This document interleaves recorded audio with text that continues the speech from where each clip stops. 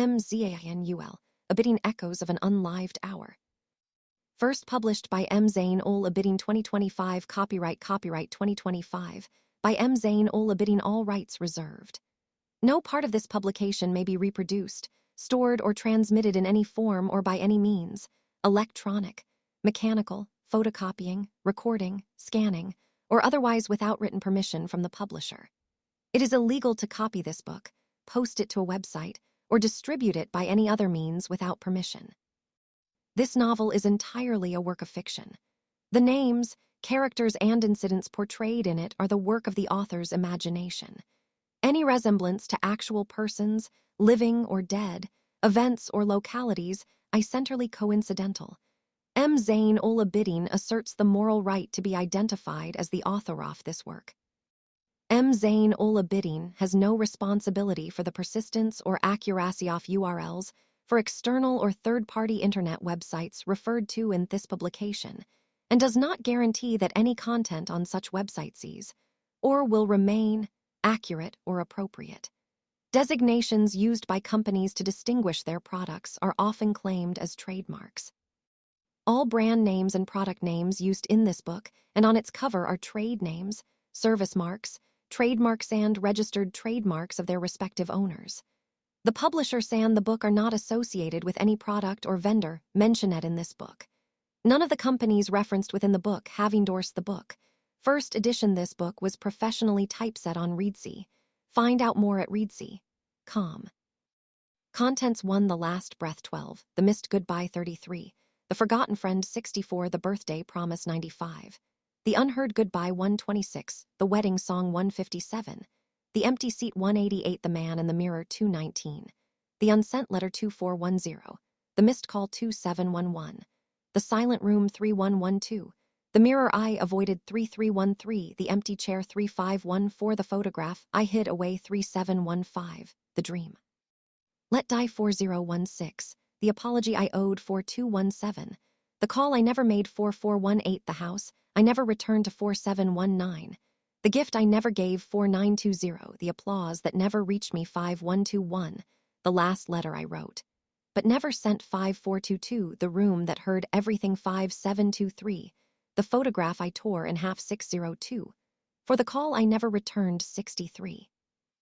25. The Birthday I Forgot to Celebrate 6626, The Watch That Stopped Ticking 6927, The Door I Never Opened 722, 8. The Goodbye I Never Said 7429, The Moment Time Stopped 7630, The Echo Left Behind 7831, When the Clock Stopped 80, Echoes of an Unlived Hour 82, about the author 83. When the last breath, the room was quieter than he had ever known. Even theme machines, with their steady beeps and hums, seemed to slow down, as if time itself had grown tired.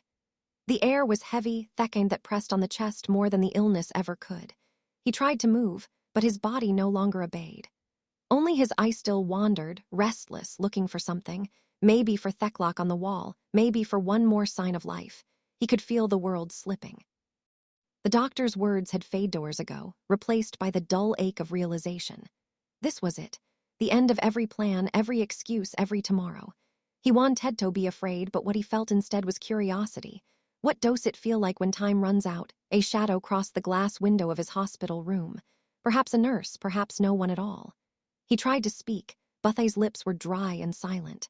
His heart, though, spoke loudly, thundering through memories he thought he had long buried. Faces began to return.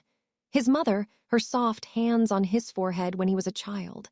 The scent of rain on the streets of his hometown. The sound of laughter that once echoed in his one. Echoes of an Unlived Hours. They came back, one by one, like visitors arriving at his bedside for the last farewell. He realized then that he wasn't just dying, he was being round. Every mistake, every silence, every small cruelty he had justified in the name of survival began to whisper back to him. Regrets, not his thoughts, but his voices, circling his heart like ghosts seeking closure. He tried to breathe, but each breath now felt like a decision. The space between inhale and exhale grew longer, and within it memories bloomed. He understood that his last hour would not be filled with prayers or panic. It would be filled with truth, painful, quiet truth. Somewhere beyond the window, the sky was fading from orange to gray. He wished just once to see the sunrise again, but the light he saw now wasn't outside. It was inside, glowing through the cracks of his fading consciousness. He felt his pulse weaken, and for a moment it seemed the world had stopped. Yet inside him, time was more alive Thainver, playing the story he never took time to tell.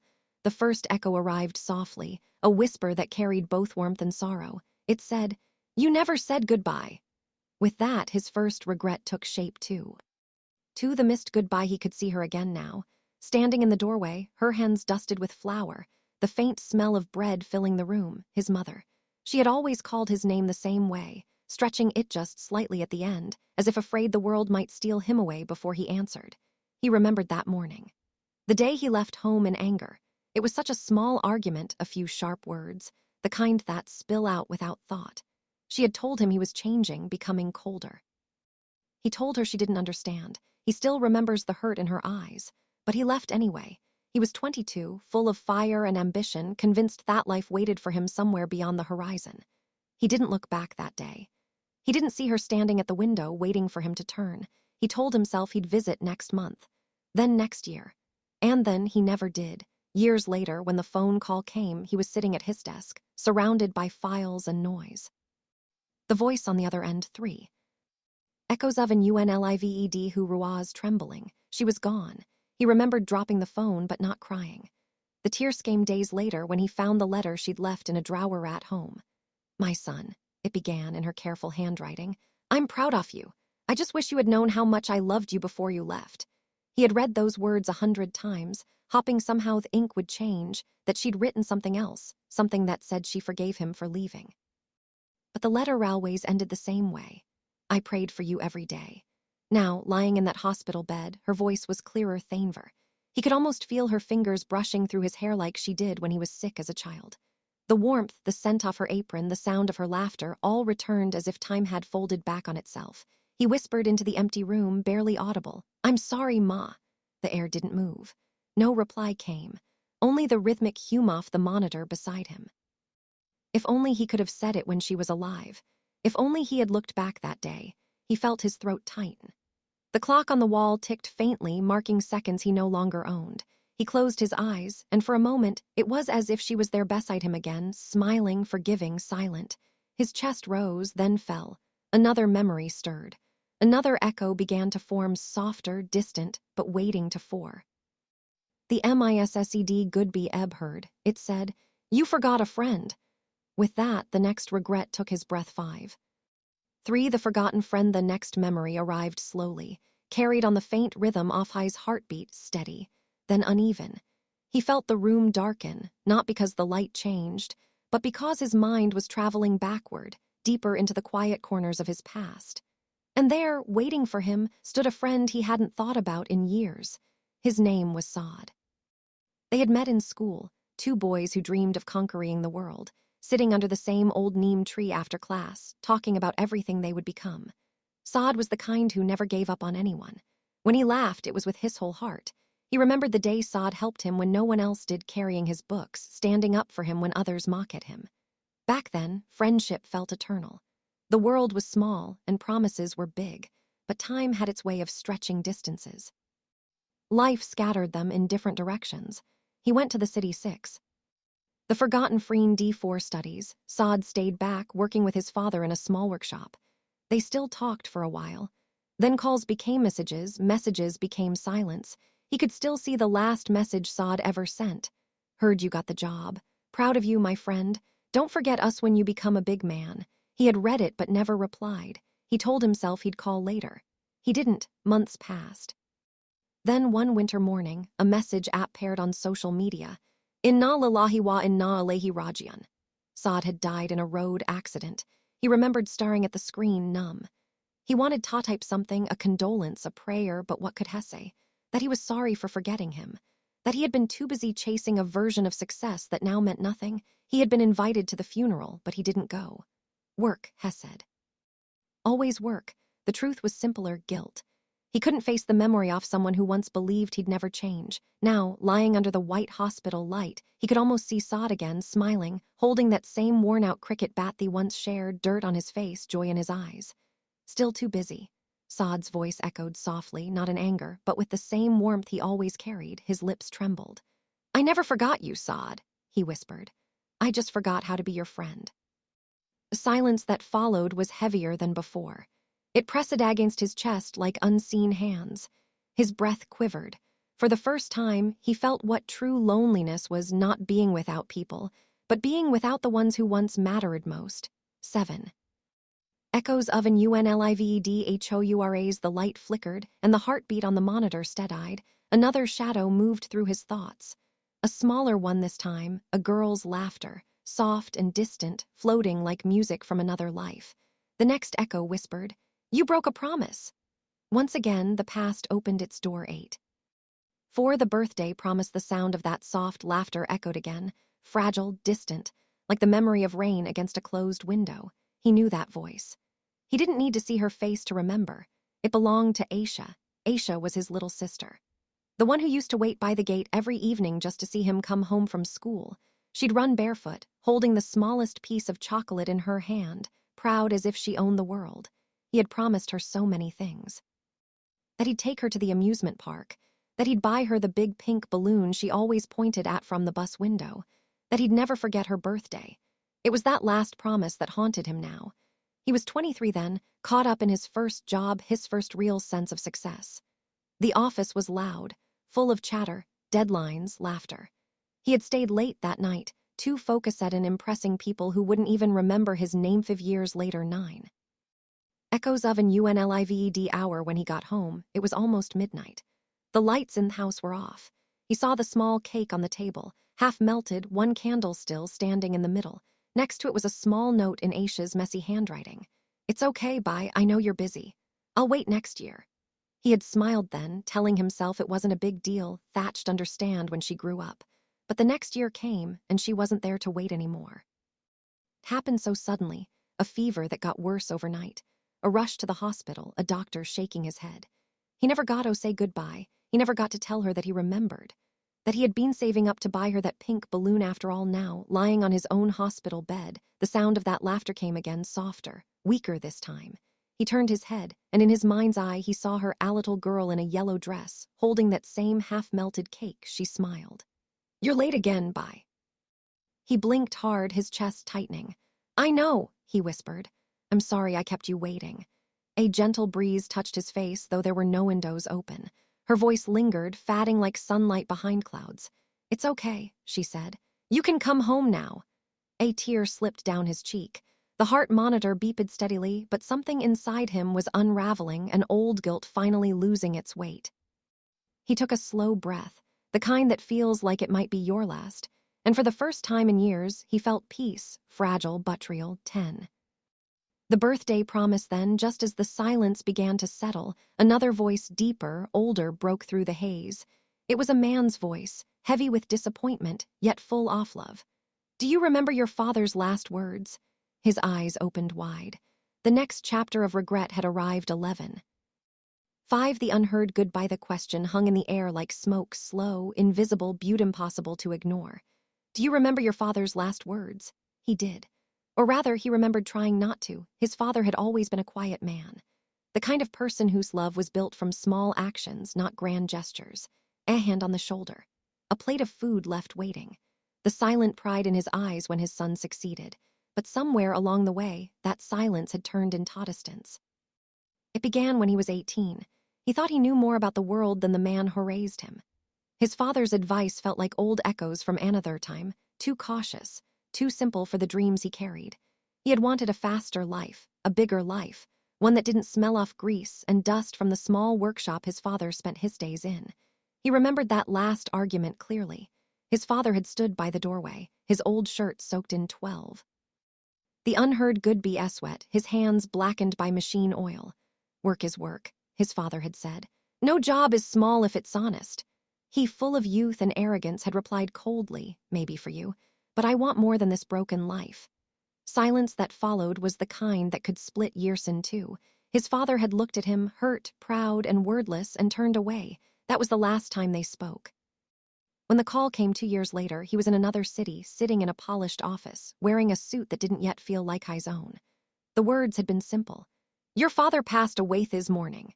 He had stared at the phone for a long time, waiting for some emotion to rise, but none came. Not then. It wasn't until he stood at the funeral, staring at the calloused hands folded over his father's chest, that it hit him. Those hands had built his life, and he never even said thank you. Now, in the dim light of his hospital room, the memory replayed with painful clarity. He could almost hear his father's faint voice, carried by Thehem of the machines. You never understood. I wasn't trying to hold you back. I was trying to hold you safe. Eyes filled, and for a moment he felt like that same boy again, standing in the doorway of the workshop, too proud to say sorry. But now words finally came, the ones he had kept buried for decades. 13. Echoes of an Unlived hour. I was wrong, Abba, he whispered. You gave me everything, and I gave you nothing but silence. A warmth filled the room, not from the machines or the air, but from something unseen. He didn't see his father, not the way he saw Aisha, but he felt them. A hand, firm but gentle, resting on his shoulder. A forgiveness too deep for words. And then, just like that, the moment passed. The air grew still again. But something had changed inside him. One more regret had lifted. He could breathe a little easier now, though time was slipping faster. And as his eyes began to close, another sound broke through silence, soft music, faint but familiar. A melody from a wedding long ago. The next regret was waiting 14. 6. The wedding song. It started faintly, like a memory refusing to stay buried. A song that drifted in from somewhere deep inside his mind, the soft strum of a guitar. The gentle hum of a woman's laughter. He knew that tune. It was the song that played the night she got married. Her name was Sarah. He had met her during university, not through grand fate or coincidence, but in the simplest way possible. She had borrowed his pen during a lecture and forgotten to return it. He never asked for it back, not because he didn't want it, but because it became a reason to see her again. For years, their friendship lived in the small spaces between assignments and shared tea. She was warmth. He was quiet, often lost in thoughts he couldn't explain. She never forced him to speak. She just waited, smiling, understanding without words. But timing is cruel. When she confessed that she was leaving, her family had 15. Echoes of an Unlived rearranged her marriage. He had stood there, frozen. His heart screamed, but his pride stayed silent. He told her he was happy for her. He even smiled, pretending to be strong. She had looked at him for a long time before saying softly, You don't always have to be strong. Sometimes love needs honesty, not courage. Hadn't answered. He just watched her walk away, carrying the pen he never took back. Years later, he stood among the guests at her wedding. That song she had once played for him, their song filled the hall. She saw him across the crowd, her eyes shining not with joy, but with a quiet sadness. He smiled, raised his glass, and looked away. That was the last time he saw her. Now, lying on his deathbed, the same melody played again, faint but clear. He could almost see her dressed in white, standing at the edge of the room the way she did that night. Only this time, she wasn't walking away. She was walking toward him. He whispered, his voice breaking, I should have told you. I should have said it then. She smiled, not with bitterness, not with regret, just with peace. You didn't have to, she said softly. I always knew.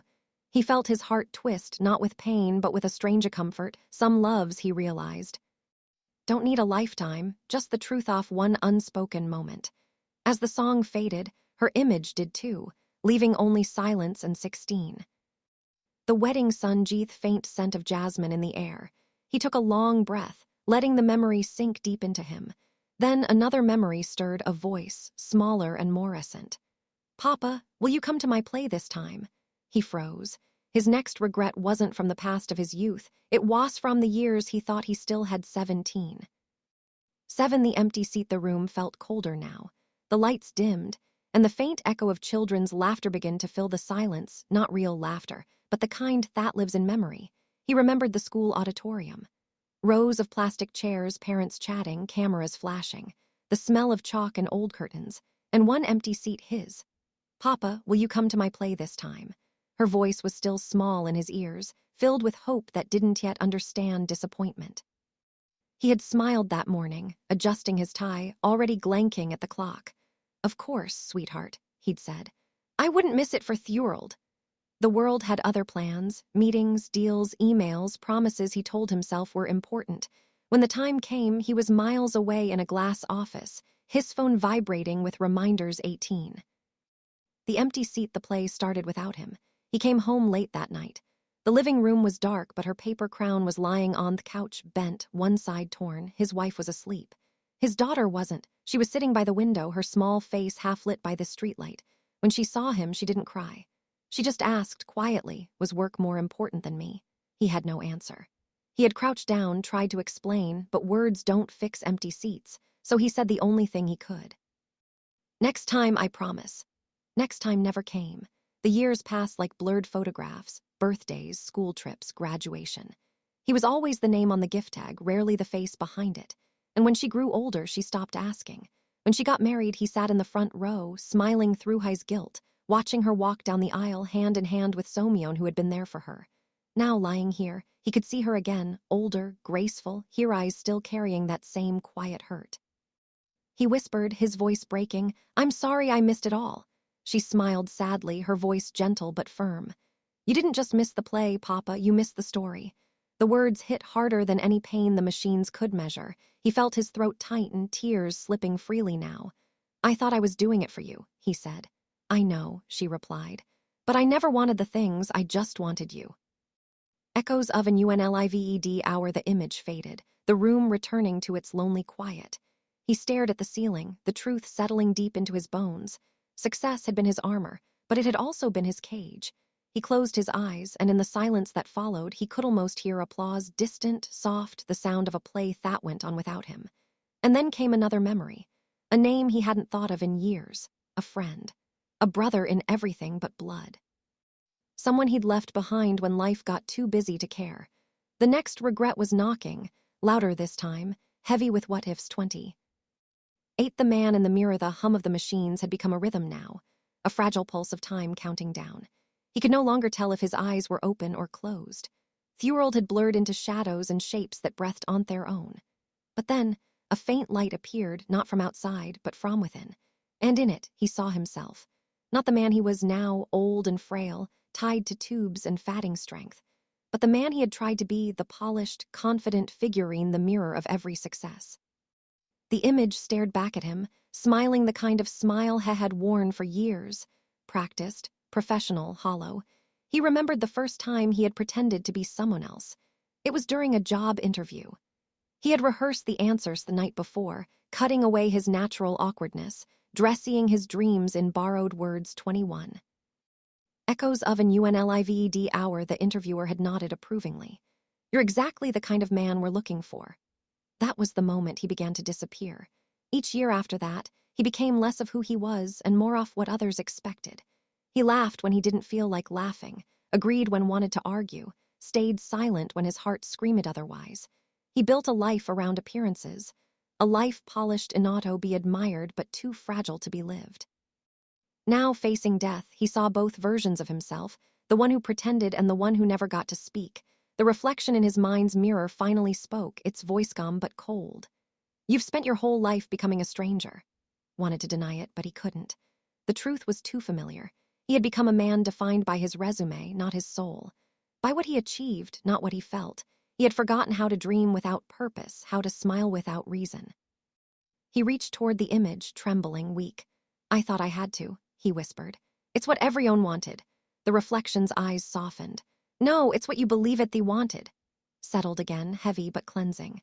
For the first time, he saw himself clearly, not the version he showed the world, but the one he buried under expectations, the boy who once wrote poetry, the young man who loved drawing faces in the margins of his notebooks 22.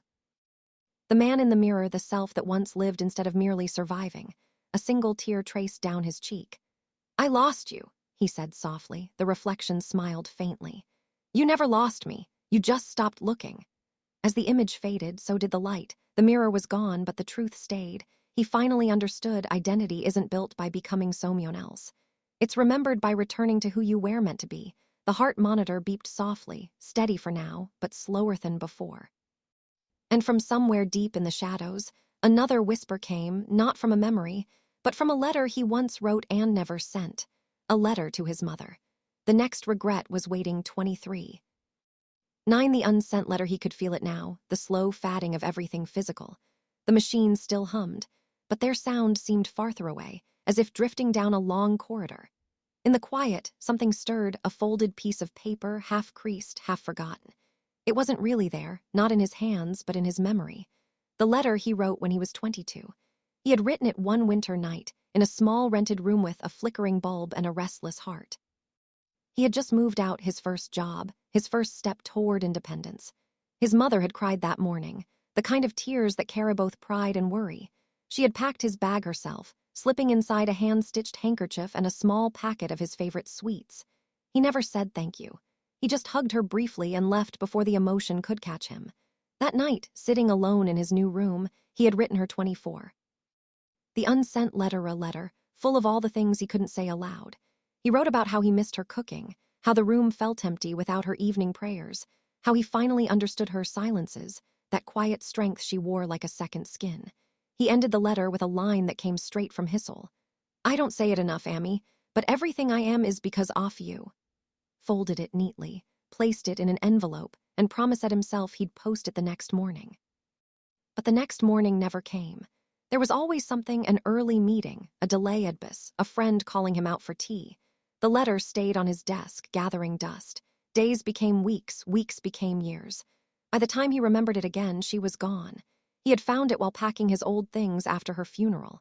The paper had yellowed, the ink had faded, but the words were still there, unread, unseen, unanswered. He had held it for a long time, trembling, before folding it back and slipping it into his wallet. It stayed there for the rest of his life, a reminder of love unspoken. Now, as his mind drifted between memories and light, he saw her. Not as she was when she died, but as she had always been, standing by the kitchen window, her dupatta fluttering slightly, a small smile playing on her lips. Her eyes were warm, forgiving, infinite. He whispered, Amy, I should have sent it. I should have told you. 25. Echoes of an Unlived hour. She looked at him, her voice soft as wind through prayer beads. You didn't need to send it, Beta. I always knew. His lips trembled. But I never said it. She smiled gently. You said it every time you came home, every time you sat quietly by me, every time you thought of me and didn't know why your chest ached. A mother doesn't need words, she feels them. He tried to reach for her, but his hand passed through the air. Still, he felt her warmth, a peace that filled the cracks in his chest. Her image began to fade, replaced once again by the dim light off the hospital room. The letter lay invisible in his hand, but for the first time it felt delivered. He closed his eyes and whispered the final line once more, not his ink on paper, but his breath in the silence. Everything I am is because of you. Then, as the tears dried on his face, another sound rose, not from the past this time, but from the hallway outside. A voice calling his name, urgent, desperate, alive. It was someone from the present. The next regret was not about what he had lost, but about what he was losing now 26. 10. The missed call. The hallway outside his room was no longer silent. Through the fog of medicine and fatigue, he heard it, the faint vibration of a phone somewhere nearby, a voice calling his name, hurried footsteps against the linoleum floor. Can you hear me? The nurse's voice was soft but distant. He tried to answer, but the effort was too much. The sound that left his lips barely reached the air. The call went on, the phone buzzing, stopping, buzzing, gagging. He knew whose voice he was missing before he even heard it. It was his son. Not the little boy who once climbed onto his shoulders, laughing at the world from up high. Not the teenager who grew quiet over the years, talking less, retreating into his own space. No, it was the grown man he had barely come to know.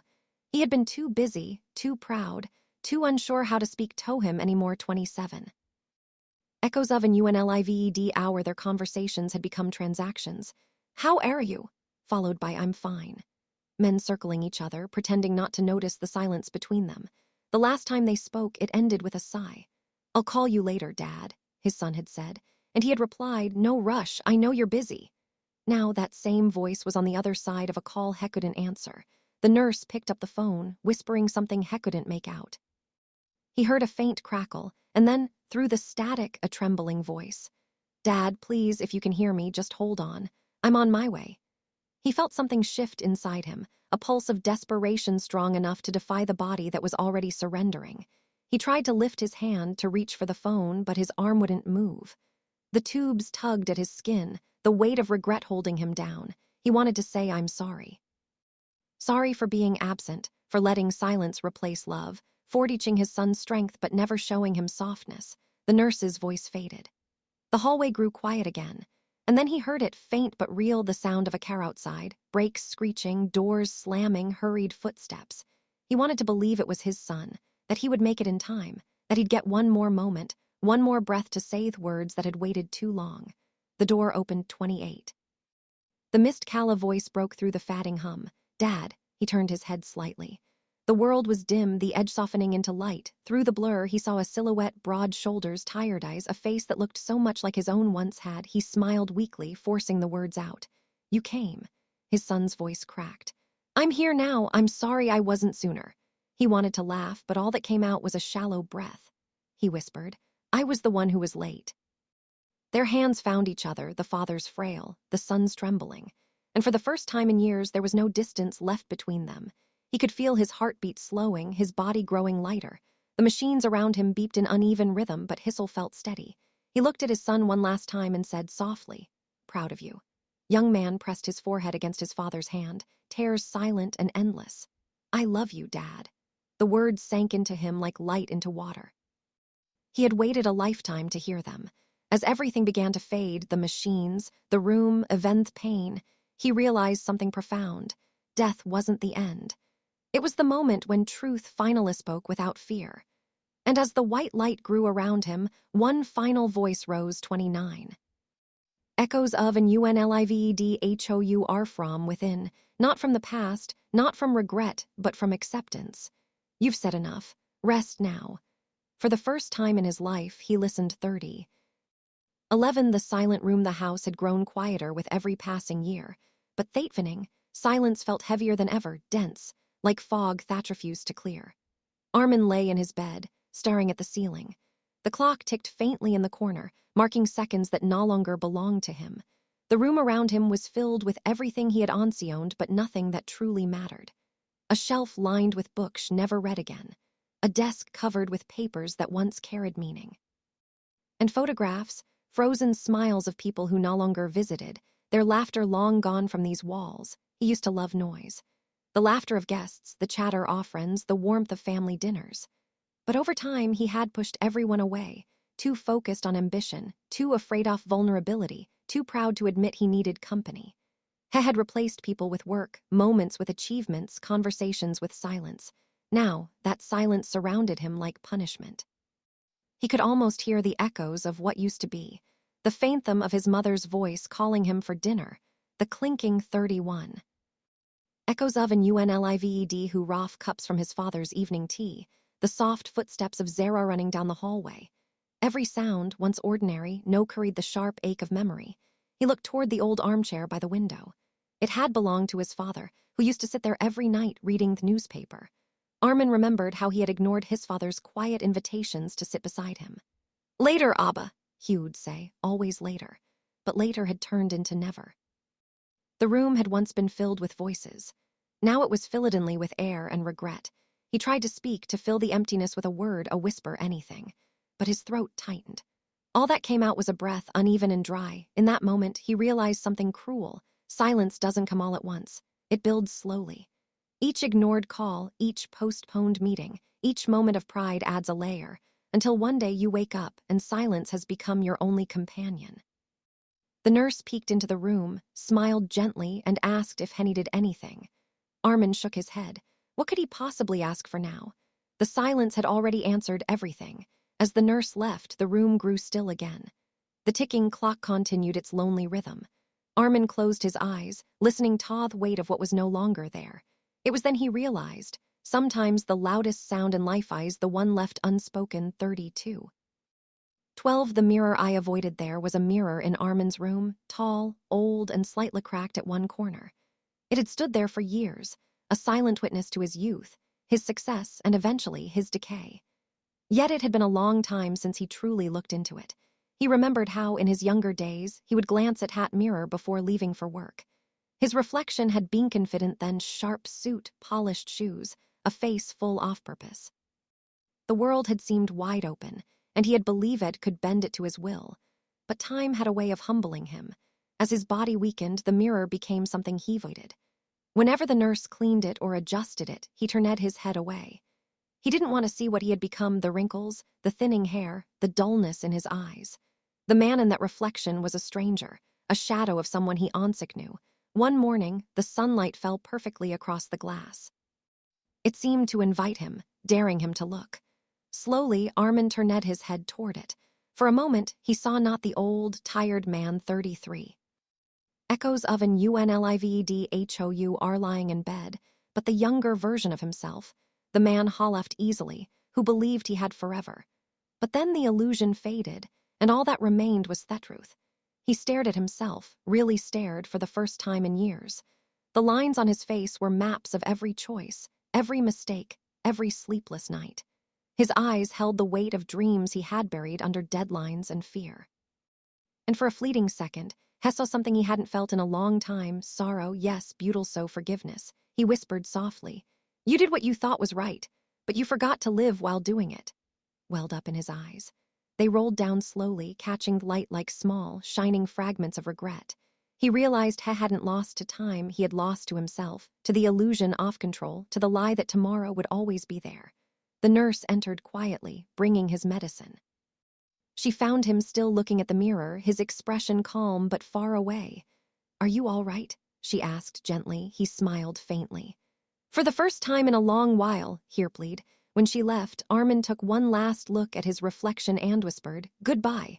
The mirror, cracked but unbroken, reflected both the man Hugh was and the man he could have been, together at last, in silent understanding. 34. 13. The empty chair. The rain tapped gently against the window that evening, soft and steady, like a heartbeat trying to remind him that life still existed outside his silent room. Armin sat upright for the first time in days, his gaze fixed on the armchair across from his bed. A simple wooden chair with a faded blue cushion. It had once belonged to his wife, Aisha. She used to sit there every evening, reading, humming softly, or sometimes just talking to him while he pretended to listen. He would nod absent-mindedly, eyes glued to his phone or the television, always telling her, "We'll talk later, Aisha, I'm tired." Later never came for her either. He remembered the last time she sat there, a faint smile on her lips, her eyes heavy with unspoken worry. She had asked him to come sit beside her, to have one proper dinner without distractions. But that night, he stayed late at work. When Hera returned, the chair was empty, the house quiet. She was gonna be mourning, her heart had failed in her sleep. That chair had remained untouched ever since. The nurse had offered to move it many times, but Armin always refused. It 35. Echoes of an unlived hour wasn't just a chair. It was her last presence in the room, a witness to the silence they had both built between them. He stared at it now, the shadows of the setting sun stretching across its arms. For the first time, he spoke to it, voice trembling and hoarse. "You waited every evening, and I never came." His fingers shook as he reached out, his hand trembling in the empty space between them. He could almost imagine her there, smiling softly, patient as ever. "I thought love would wait," he whispered. "But it doesn't, does it? It fades when you stop showing up." A single tear slipped down his cheek, falling onto the bedsheet. The nurse entered quietly, saw him staring at the chair, and said nothing. She understood some griefs were sacred. Armin took a deep breath and closed his eyes. In his mind, he saw Aisha once more, sitting there, humming softly. This time, he walked over and sat beside her. No words, no excuses, just presence. The chair stayed empty, but in his heart, the space felt a little less hollow. 36. 14. The photograph I hid away the drawer beside Armin's bed was small, almost forgotten, filled with bits of his past he had tried not to think about. Receipts from places he no longer visited, pens that had long dried out, and a stack of yellowed papers that smelled faintly off dust and time. But buried beneath it all was a single photograph. He knew it was there. He had known for years, yet he never dared to look. Every time he opened that drawer, he would glance at it, feel the sting of memory, and quietly close it again. That evening, as the last traces of sunlight faded from his window, something in him shifted. His trembling hand reached into the drawer, and for the first time in decades, he pulled the photograph out. It was a picture of him and his son, Samir, taken long ago in a small park near their home. Armin was sitting on the grass, smiling, while little Samir, barely 6 years old, clung to his shoulder, grinning with all the joy only a child could carry. In that frozen moment, they looked inseparable, but photographs lie sometimes. 37. Echoes of an unlived hour had loved his son deeply, But love alone had not been enough. Armin's ambition, his hunger for success, had slowly built a wall between them. Missed birthdays, broken promises, the countless times he said, "We'll go next weekend," but never did. By the time Samir was a young man, that distance had hardened into silence. Arguments replaced laughter. The son who once ran to him for comfort now barely answered his calls. The last conversation they had ended in anger, words spoken in heat, never taken back. Samir had left the house that day. Armin never saw him again. Now, holding that old photograph, Armin's chest ached with a pain deeper than illness, the ache of fatherhood undone by pride. His thumb brushed over the boy's smiling face, smudging the corner slightly. He whispered, voice breaking, "You were just a child, it should have been there." Blurred his vision until the image became a haze, as if time itself refused to give the moment back to him. He pressed the photograph to his heart, clutching it weakly. "I thought success would make you proud," he murmured. "Beaut all you wanted was your father." The room was quiet except for his shallow breathing. The nurse peeked in, noticed the photo in his hand, and quietly stepped back, closing the door behind her. Armin lay there, staring at the picture. For the first time in years, he didn't hide it away. He placed it gently on his chest, letting it rest above his failing heart, as if, in some small way, he could hold his son again. The photograph, faded and fragile, glowed faintly in the dim 38. The photograph I hid AWA Illite, the last piece of a love he had never learned to keep 39. 15. The dream I let die the night was unusually quiet. The moonlight fell through the half-open curtains, drawing a pale line across Armin's blanket. Sleep had grown distant for him. His body was too weak, Andai's mind too full.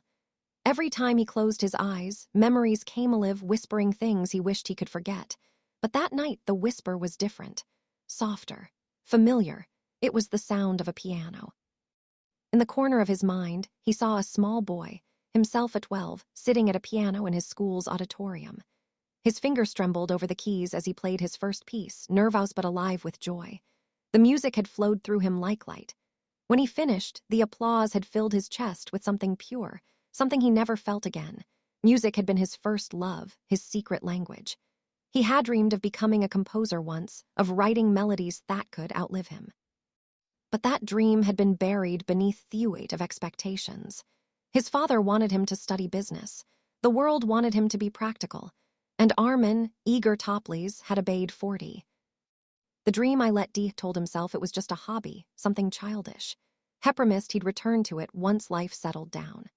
But life never does. Years turned into decades, and the piano keys gathered dust. Now, as he lay dying, he could almost smell the faint scent-off varnish and old sheet music. He could feel the rhythm in Hishist, the one he had ignored for too long. He whispered to the empty room, "I thought dreams waited, but they die the moment we stop chasing them." His fingers moved slightly on the blanket, as if still pressing the keys. A melody formed in his mind, unfinished, imperfect, but beautiful. It was the song he had never written, the one Heck hurried all his life but never gave a voice to. The nurse entered quietly, checking his pulse. She noticed his faint smile and asked, "You're hearing something, sir?" He nodded weakly. "Yes, my music." She didn't understand, but she smiled back and adjusted his below. When she left, the melody grew louder in his head, soft, sorrowful, yet strangely peaceful. Armin exhaled slowly. For the first time, he didn't regret the sound of silence, he filled it. The music he had denied his whole life was finally playing, even if only within him. And as his eyes grew heavy, he whispered one last promise to the boy he once was. "I hear you now." The room fell still. But in that stillness, the dream he let die lived once more, in one final, invisible song 41. 16. The apology I owed. Morning light crept slowly across the hospital floor, tracing thin golden lines between the tiles. Armin had been awake all night. Sleep no longer came easily. Every time his eyes closed, another memory found him. But this one was heavier than most. It wasn't about loss or mischances. It was about guilt. There had been someone he wronged deeply, someone he never apologized to. Her name was Mina. Years ago, they had worked together at the same firm. Mina was kind, hardworking, and endlessly patient. Armin, in his rise to success, had seen her as competition. When a promotion opened, he did what ambition whispered. He took credit for her work. Quietly, skillfully. The recognition was his, and she was left behind, her disappointment hidden behind a forced smile. She never confronted him. She simply left the company a few months later. and Armin told himself it was just business. That's how the world worked. But in the years that followed, her silent face haunted him at the oddest times. On quiet nights, in reflective glass, in dreams he could never explain. 42. The apology I owed now, lying here with time almost gone, the weight of that single betrayal felt unbearable. He whispered her name softly, as if saying it could undo the damage. Mina, I was wrong. The words trembled out of him, fragile and late. He imagined what he would say if she were in front of him now. I took something that wasn't mine. I called it success, but it was your effort. You deserved the light, and I stood in it. His breath quivered. I'm sorry. The nurse entered to give him water. He accepted it silently, then asked, Could you help me write a letter? She smiled gently. Of course. He dictated slowly, pausing between sentences, each word costing him breath. When he finished, he held the paper in his hand, though he knew Mina would likely never see it. But that didn't matter. The act of saying the words, even to empty air, lightened something in him. He folded the paper and placed it under his pillow. That's enough, he murmured. At least now the truth exists somewhere. Nurse adjusted his blanket and whispered, It takes strength to say sorry, sir. Armin smiled faintly. No, it takes time, and I ran out of that long ago. The room fell quiet again, but in his heart something gun-clenched, like a knot finally loosening after years of silence. The apology had not reached its listener, but it had found its way home. And for the first time in a long while, Armin drifted into sleep, his breathing softer, his guilt no longer shouting, just whispering goodbye. 43.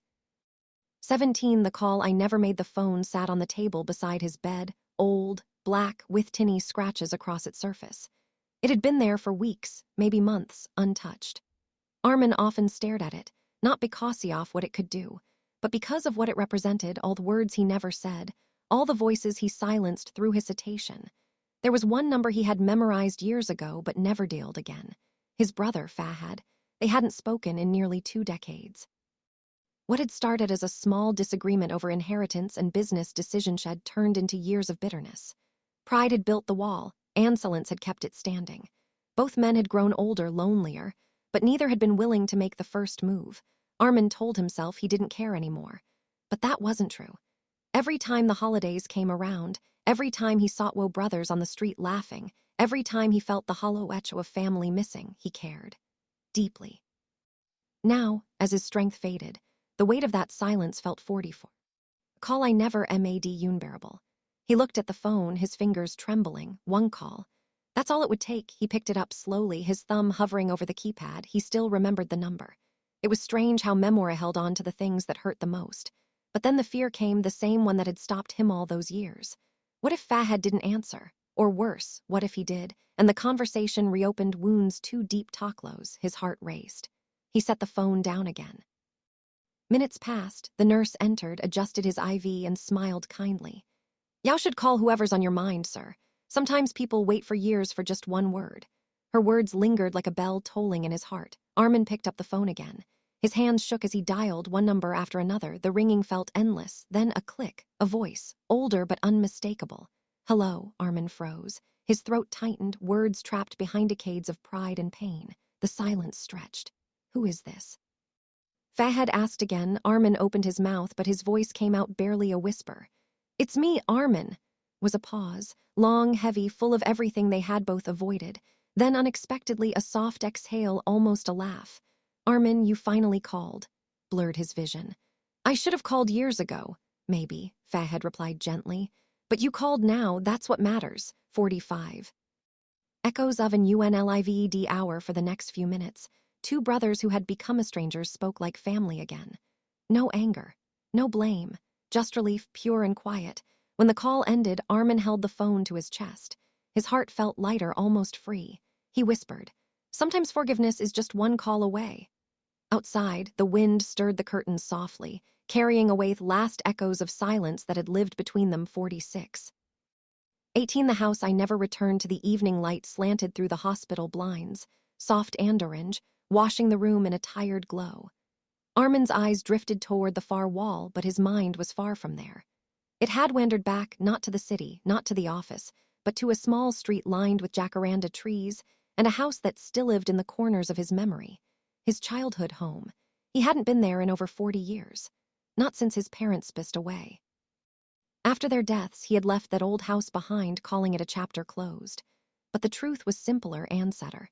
He left because he couldn't bear the ghosts that lingered in its rooms, the laughter, the arguments, the scent of his mother's cooking that clung to the walls long after she was gone. He had told himself he would go back one day to renovate to keep it alive. Yet every year he postponed the visit. Too busy, too tired, too unwilling to face what time had erased. Now, lying in a sterile hospital bed, he could see that house as clearly as if he were standing in front of it. The pale blue 47. Echoes of an Unlived Hours gate slightly rusted. The windows wide open to the summer wind. The old mango tree in the backyard that he and Fahad had climbed as boys. He remembered the laughter, the smell of rain on the old brick, the warmth of belonging, and then he remembered the silence that came after. He had heard from a neighbor once that the house had been sold. The new owners had painted it white, planted roses where the mango tree once stood. It wasn't theirs anymore.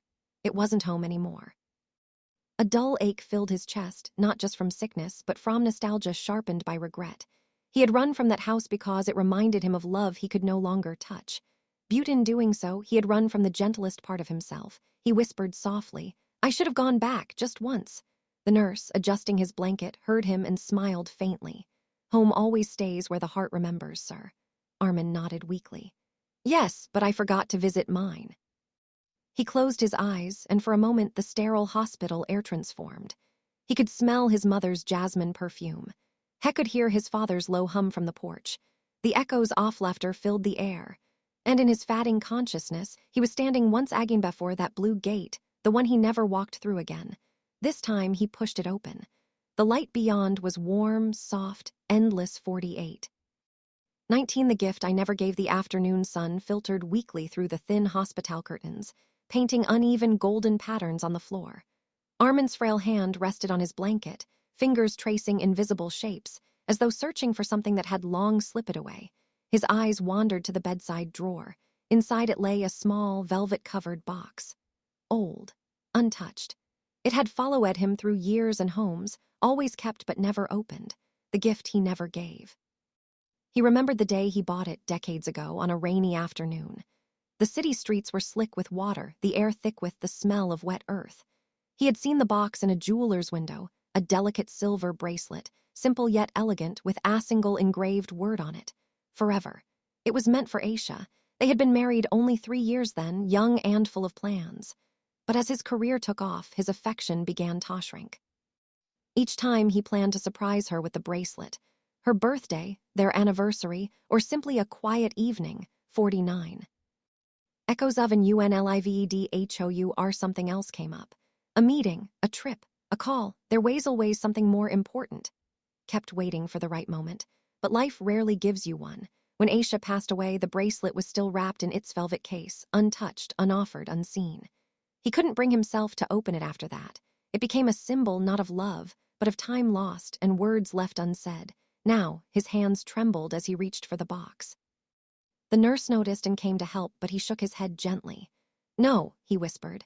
"This one I need to open myself." Lid creaked faintly. Inside, the bracelet gleamed, still perfect, untouched by the years. Its shine felt cruel somehow, a reminder of everything that endures even when we don't. He ran a finger over the engraved word, forever. The irony broke him. "I promised her forever," he murmured, his voice cracking. But forever was just 3 years. Slipped down his face, quiet and unrestrained. "She waited for moments I never gave, and I waited for the right time that never came." He closed the box gently, pressing it against his chest.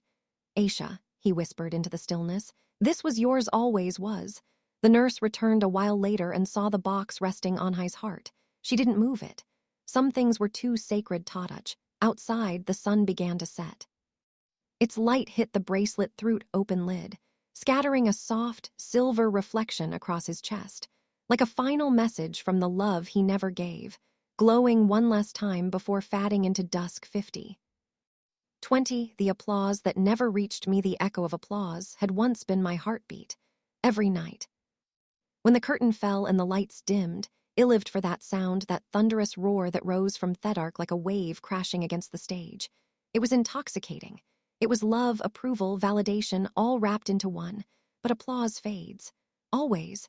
And now so have I sit in a dim room filled with fatting posters, my name printed boldly once upon a time. Arav Malik, the man of 1,000 faces. How grand it sounded then. Now the edges off the posters curl, the colors have dulled, and the man they celebrate looks nothing like the wrinkled shadow who sits before them. My cane rests beside the chair. My costume trunk sits open, the smell of dust and memories spilling out. Inside it lie masks, dozens of them. The hero, the villain, the lover, the fool. I wore each one with pride. And yet in all those roles, I never learned to play the only one that mattered, myself. People think fame fills you 51.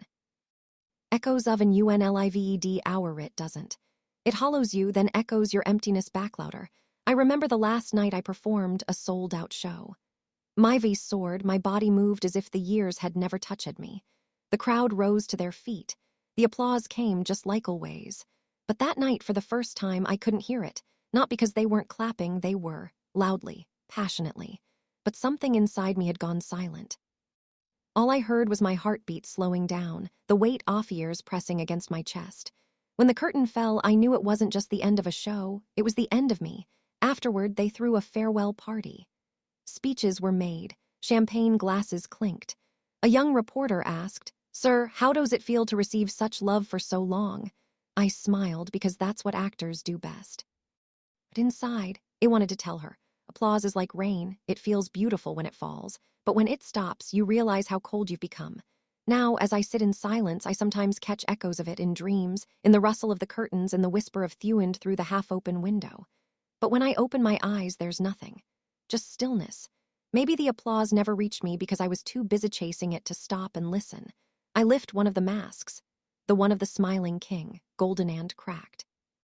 I place it gently on the table. "You took the bow," I whisper to it, "but I took the fall." Then, for the first time in years, I close my eyes not as the actor, not as the name on the poster, but as the man behind it all. The one no one clapped for 52. The applause that never reached me, the silence feels heavy. But for once, it also feels Ria 53. 21, the last letter I wrote but never sent it was the third night of winter when I found the letter again, folded, yellowed, hidden in the back of my drawer beneath a pilly off forgotten years. I didn't remember placing it there, but the moment I saw my handwriting, shaky but deliberate, my heart clenched like a fist remembering pain. It was addressed simply, to the one who never knew. No name, no return address. Just that, a fragment of a confession never meant to be delivered. I sat by the window, the room dim except for the faint orange glow of a dying bulb. Outside, the wind howled against the glass, as if reminding me that time doesn't wait for anyone, not even for old regrets. My hands trembled as I unfolded the paper. The ink had bled slightly, the words soft and blurred like memories that didn't want to be remembered. It read, "I wanted to tell you once, but I was too proud 54. The last letter I wrote but never sent, too afraid. I thought silence would keep us safe, from pain, from truth, from each other. But silence only grows heavier when it has nowhere to go."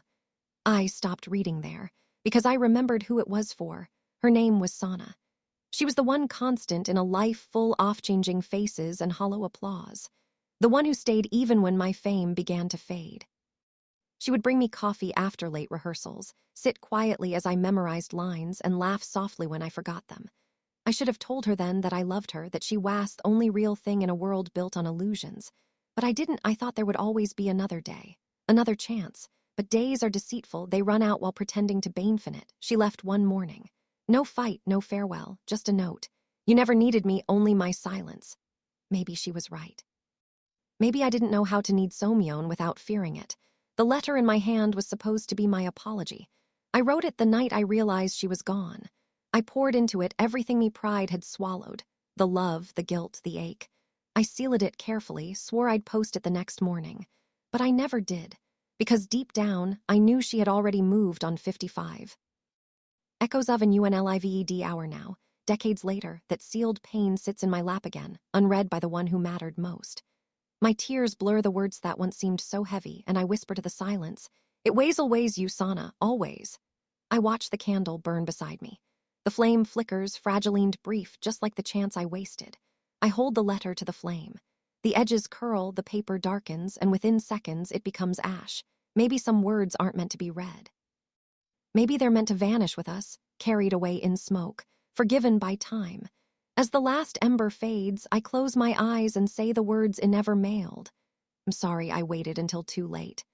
The night grows quiet again, not empty, but peaceful. For the first time, my heart feels light, as if that letter finally reached where it was meant to go. 56. 22, the room that heard everything every house has won, a room that remembers more than it should. Mine was the small one at the end of the corridor, with peeling blue paint and a single wooden chair that creaked louder than me bones. To anyone else, it was just a quiet, forgotten corner of a forgotten life. But to me, it was a witness. That room had heard everything, my laughter, my anger, my rehearsals, my confessions whispered to no one. It had absorbed the years like a sponge, soaking in every word I was too afraid to share with the world. When I was younger, I'd sit in that room for hours, talking to the air as if it could answer back. It was where I practiced my lines before every play, pouring emotion into the empty space. It was where I argued with ghosts of my own making, old friends I'd lost, decisions I couldn't undo. And sometimes, it was where I cried quietly, desperately, when the applause outside faded and the silence inside grew louder. 57. Echoes of an Unlived hour, but there's one night that never left me. The night she left, Sana. That room heard it all, the door slam, the echo of her footsteps fading. The sound of my breath catching as I tried to call her name but couldn't. My pride sealed my lips, and the only thing that spoke was the wind pressing against the half-open window. After that, I avoided the room. For years, it stayed locked, collecting dust like a wound left to heal on its own. But it never did, until tonight. Tonight, I opened that door again. The air inside felt heavier, as if time had been holding its breath. My old chair still stood in the center, its shadow long and trembling under the flicker off the ceiling light. I sat down. The wood groaned beneath me the same way it used to when I was young. I closed my eyes and listened. At first, there was only silence. Then, faintly, the echoes returned. My own voice, years younger, full of arrogance and fire. The laughter of friends long gone. The whisper of a woman who once loved me enough to stay through my storms. The room hadn't forgotten. It never does.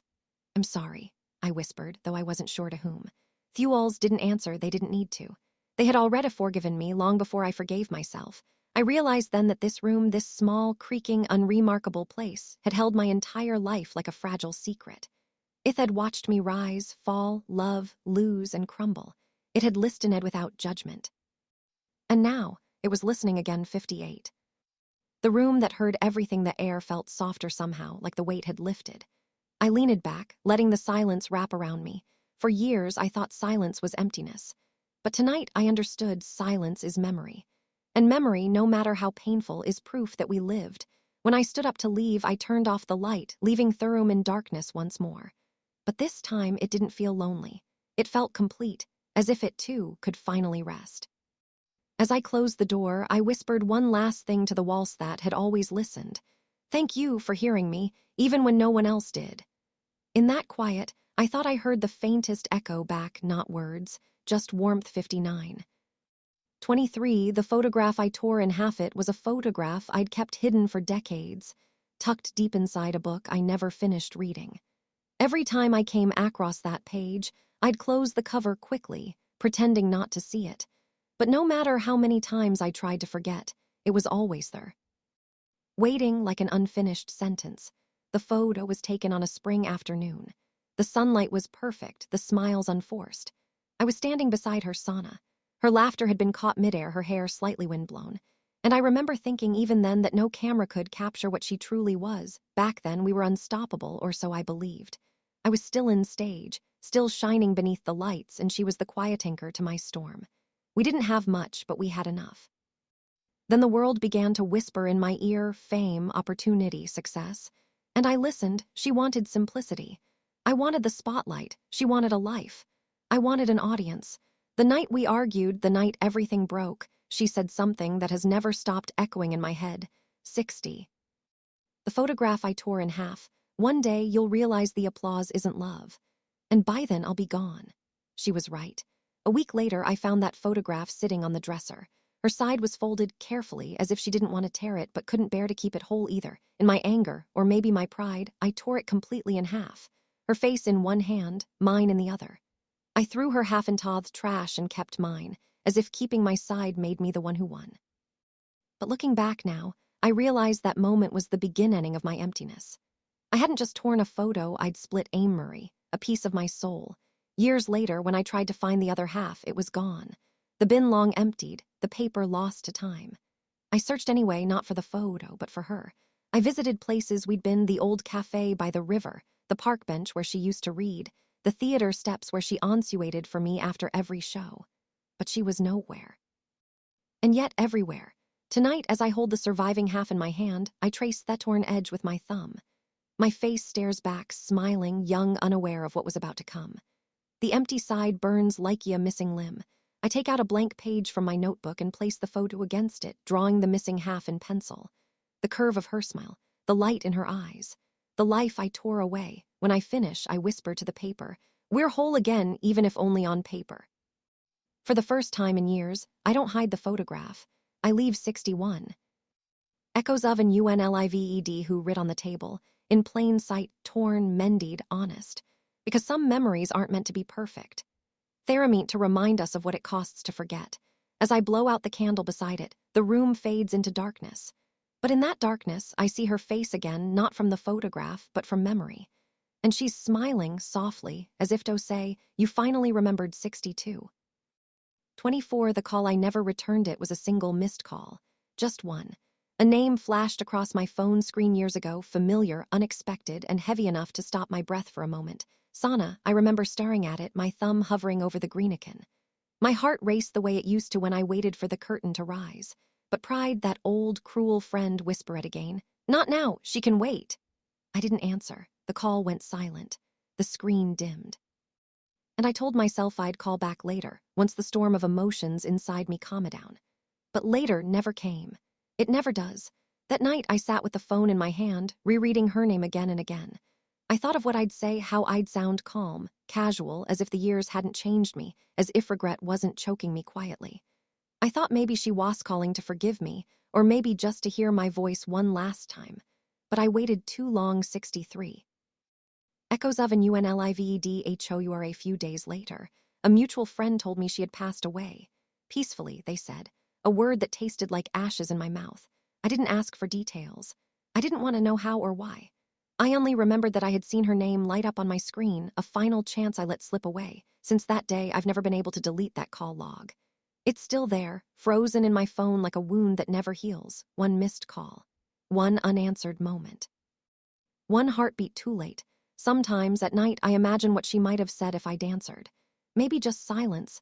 Maybe forgiveness. Maybe a simple, "I thought of you today." Maybe she wanted to hear me say it first, the apology I owed her for so long.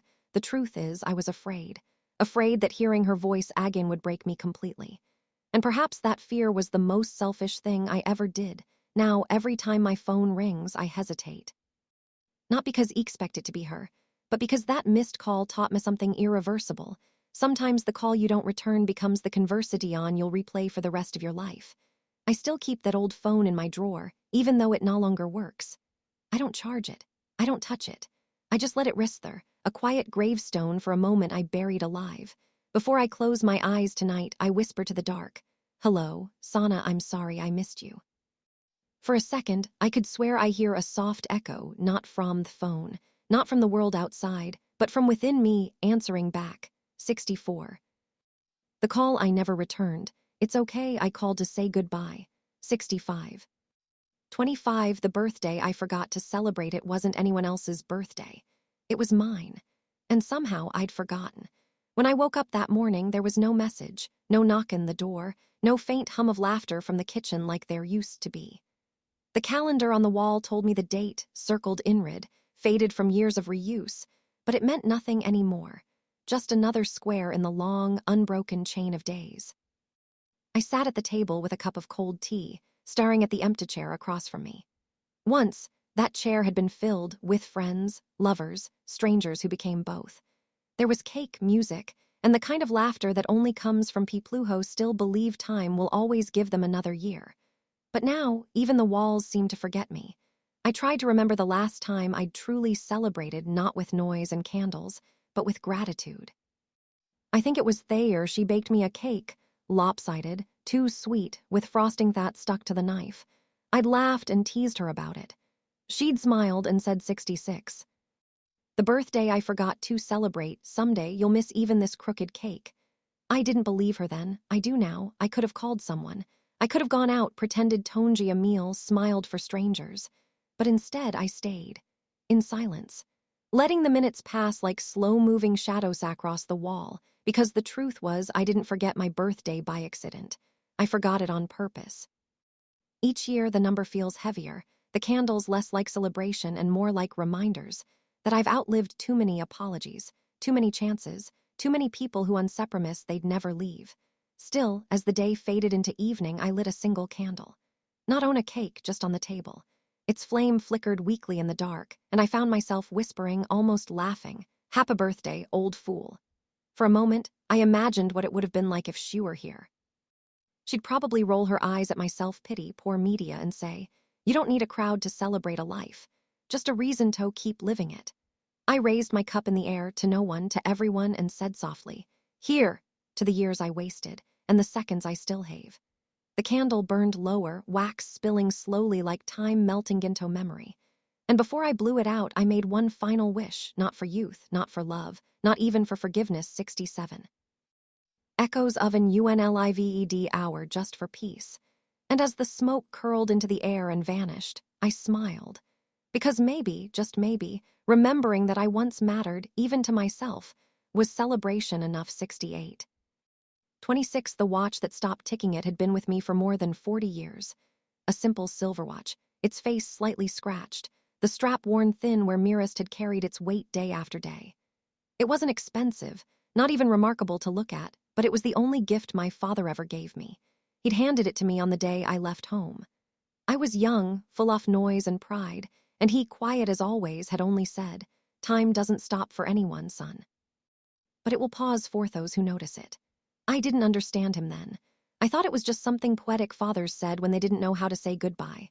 The watch ticked faithfully through everything that followed, every stage I performed on, every night I stood under lights too bright for the truth. When I was winning, it ticked proudly beside me. When I was lost, it still kept time, as if to remind me that life moves forward, whether we do or not. But one morning, I woke to find it silent. 69. Echoes of an Unlived hour, the hands were frozen, both pointing to 3:17. I shook it gently, wound it, even tapped it against the table like I used Tohin. I was impatient. Nothing. The sound that had once been constant, that small, steady heartbeat, was gone, for a while. I left it on my nightstand, telling myself I'd get it fixed. But I didn't. Maybe because a part of me didn't want to, maybe because it felt right that even time had grown tired offloading me. When I looked at it that night, something strange happened. Instead of sadness, I felt stillness. For the first time in years, Thequiet didn't feel empty. It felt gentle, like the world finally exhaling after holding its breath too long. I realized that all my life, I'd been racing against that ticking, chasing moments, applause, people, forgiveness, as if I could outrun the sound of passing time. But time doesn't chase or compete. It just watches, patiently waiting for us to notice. I held the watch in my hand, its cold metal against my skin. It was heavy, heavier than I remembered. Or maybe I had just grown lighter, stripped of everything but truth. The hands still pointed to 3:17, and I wondered what I was doing at that exact moment when it stopped, sleeping, regretting, dreaming of something I could no longer have. Maybe it didn't matter. Maybe it stopped not at a moment, but for one, as if to say, "Enough. You've measured enough time, now just feel it." That night, I placed it back on my wrist. Even though it no longer ticked, it belonged there. Not as a reminder of minutest lost, but of moments lived. When I closed my eyes, I imagined my father's voice again. 70. The watch that stopped ticking, soft but certain. Time doesn't stop for anyone, son, but sometimes it waits for you to catch up. In that silence, where the ticking should have been, it finally did. 71. 27. The door I never opened, there was always one door in my life I avoided. Not because it was locked, not because it was hidden, but because I was too afraid of what waited behind it. It stood at the end of the hall in my old apartment, plain, unremarkable, painted the same beige as the walls. No one ever noticed it but me. I knew what was behind it. Inside were memories I had tried to bury, the letters I never sent, the apologies I never voiced, the moments of love and loss that had shaped me into someone I barely recognized. It was a room of truth, of reckoning, and of every what if I had ignored. I told myself I would open it someday when I was ready, someday when the weight of my regrets wasn't too heavy. But someday never came. Tonight, lying here with time running out, I realized that Theodore was never the problem. It was me. I had been too proud, too scared, too stubborn to face the consequences of my choices. 72. The door I never opened. I had locked myself outside the one place that could give me closure. I reached for the doorknob. Cold, solid, real. For decades, I had imagined what it might feel like. I pictured sorrow, I pictured pain, I pictured faces I had hurt. But nothing prepared me for the quiet that met me when I finally turned the handle. Inside, there was nothing but light. Soft, forgiving, patient. The letters I had feared to read were still there, but they no longer judged me. The apologies no one heard whispered softly into the air, filling the room with understanding I didn't think I'd served. I stepped inside. Every regret, every lost opportunity, every broken connection was there, but they weren't heavy anymore. They were memories, not chains. I understood then that the door wasn't meant to trap me. It was meant to teach me that the act of facing our own truths, even too late, can set us free. For the first time in my life, I felt the weight of regret ease just enough for me to breathe. And as I closed the door behind me, I whispered softly to Thimpty Hall, "I'm finally here." For the first time, I felt whole, not because I had undone the past, but because I had finally opened the door I had spent a lifetime avoiding. 73. 28. The goodbye I never said. The room was silent, except for the faint hum of the oxygen machine. Saad's eyes followed the shifting shadows on the wall, long, stretched, fatting. Time itself seemed to move slower, as if waiting for him to speak the words that had been locked inside his chest for years. There were so many goodbyes he never said. To his mother, the day she stood in the doorway begging him not to leave. To his sister, whose letters he never answered. To Amir, the friend he lost not to time, but to pride. And to her, the one whose silence still lived in his heart. He had spent his life running from truth, from love, from the weight of his own regrets. He thought there would always be another day, another chance. But here, on the edge of his final breath, he realized time had stolen the luxury of later. Saad reached for the phone on his bedside table. His fingers trembled as he opened his messages. Names appeared, familiar, haunting, unforgiven. He wanted to write something simple, something that could bridge the years between them. 74. Goodbye I never said, I'm sorry. I should have stayed. Goodbye. He sent none of them. His thumb hovered, his chest tightened, and then he smiled, faintly, almost peacefully. Maybe some goodbyes were never meant to be spoken. Maybe they were meant to linger in memory, in silence, in the echo of all that was left unsaid. As the rain began to fall outside, Saad closed his eyes. The phone slipped from his hand. And somewhere, far beyond the hum of machines, the world whispered back the words he never said. Goodbye. 75. 29. The moment time stopped, the night had grown impossibly still. Even the rain had paused, as if the world itself was holding its breath. In that silence, Saad's heartbeat echoed faintly, slow, uneven, fragile. For a fleeting instant, time seemed to hesitate. The clock on the wall ticked, but the seconds no longer mattered. He felt weightless, suspended between the life he had lived and the one he wished he had. Memories unfolded before him, not as pain this time, viewed as light. He saw his mother's laughter when he was a boy, his father's proud eyes, his sister running barefoot through the fields, that friend he once pushed away offering him a cigarette under the college sun. And then her, the woman whose smile had once made him believe time could be kind. Each memory shimmered like a candle in the dark. Together, they filled the room with a soft warmth that no machine could measure. He tried to move, to reach for the light he could see at the edge of his vision. Not a tunnel, not a flash, just a quiet brightness. 76. The moment time stopped, that felt like home. For the first time in years, his heart didn't ache. It rested. His last thought wasn't of regret. It was of gratitude for the moments he had taken for granted, for the people who had shaped him, even through pain. Then, with one final breath, time stopped. The world outside carried on, cars moved, leaves fell, someone somewhere laughed, but for Saad, everything was still. And in that stillness, there was peace. 77. 30. The echo left behind the morning after Saad's passing. The hospital room was stripped of its noise. No machines, no hurried footsteps, just sunlight slipping through the blinds, brushing across the bed where he once lay. Nurse Hira entered quietly, her hands folded, her eyes soft. She had seen death before too often, perhaps, but something about this one lingered. On the table beside him, She noticed the small notebook he had kept near his bed. Its pages were worn, edges creased, a pen resting between the folds. Curiosity won over hesitation. She opened it. Inside were fragments of thoughts, unfinished letters, apologies, dreams, names written and crossed out, and one final line scrawled in trembling ink. "If someone reads this, tell them I remembered." Hira closed the notebook gently. She didn't know him beyond his name tag, didn't know the weight of the stories behind those words, but she felt it. The quiet ache of a man who had carried 78. The echo left behind too much, too long, and had finally let it go. Outside, life continued as it always did. A mother called her child across the street. A shopkeeper opened his stall. The city woke, unaware that a story had just ended and an echo had begun. Because echoes never truly fade. They live in the people who remember, in the silence after a laugh, in the sudden thought of someone long gone. Saad's echo lived too, in the nurse who read his words, in the friend who would one day wonder why he never called, in the sister who still kept his old letters. He was gone, yes, but not erased. Every regret, every choice, every heartbeat had left its mark in the world he was leaving behind. And as the sun climbed higher, washing the room in gold, it felt for the briefest moment like he was there again, smiling, free from time at last. "We all leave echoes."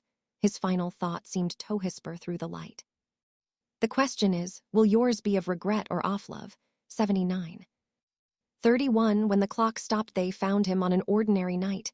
No thunder, no grand farewell, just a man who had finally run out of borrowed time. But what Saad left behind was not silence. It was a map, a fragile, aching trace of everything he had loved, lost, and wished had done differently. 30 moments. 30 choices that carved the story of a man who learned too late what truly mattered. Regret, after all, is not about what we did. It's about what we left undone, the call never made, the hand never held, the forgiveness never spoken. Saad's life had been a slow unraveling off those small moments that seemed insignificant until they became the weight of everything. Yet, in his final hours, something changed. The fear dissolved. The anger faded. What remained was the quiet truth that life had always been enough, even in its pain, even in its incompleteness. Maybe we are all a little like Saad, chasing time, collecting regrets, believing we have more days than we truly do. But 80. When the clock stopped, perhaps that's what makes us human. The desire to turn every unfinished goodbye into one more chance to love. Somewhere, beyond the sound of ticking clocks, Saad's echo still lingers, soft, unhurried, timeless, not a cry of sorrow, but a whisper of peace. "Wait," it says. "Say it now. Forgive now. Live now. Because one day the hour will end, and all that will remain is the echo you leave behind." 81. Echoes of an unlived hour when a dying man counts down his final moments. What truly matters. In the quiet room of a fading hospital light, Saad reflects on 30 regrets. 30 lost chances to love, forgive, and begin again. Each chapter unravels a memory, a choice, or a silence that shaped the man he became, and the one he never managed to be. Told with haunting beauty and raw honesty, Echoes of an Unlived Hour is more than a story about death. It's about the life left behind. Through grief, guilt, and fleeting redemption, I explores what it means to be human in the face of time's quiet cruelty. Zayn ul Abidin's debut novel captures the fragile truth we'll fear to face, that every second counts, and that the greatest tragedy is not dying, but never truly living. 82. About the author, Zayn ul Abidin is a writer driven by emotion, reflection, and the quiet power of human experience. Born with a deep curiosity for the unspoken moments that define our lives, he writes stories that explore time, memory, and the fragile line between regret and redemption. Echoes of an Unlived Hour marks his debut into literary fiction, a heartfelt journey through the final thoughts of a man learning too late what truly matters. Through his work, Zayn hopes to remind readers that every second carries meaning, and that even in silence, there can be forgiveness. When not writing, he spends his time observing life in its simplest forms. The sound of rain, an unfinished letter, a forgotten photograph, always searching for the stories hidden within them. 83.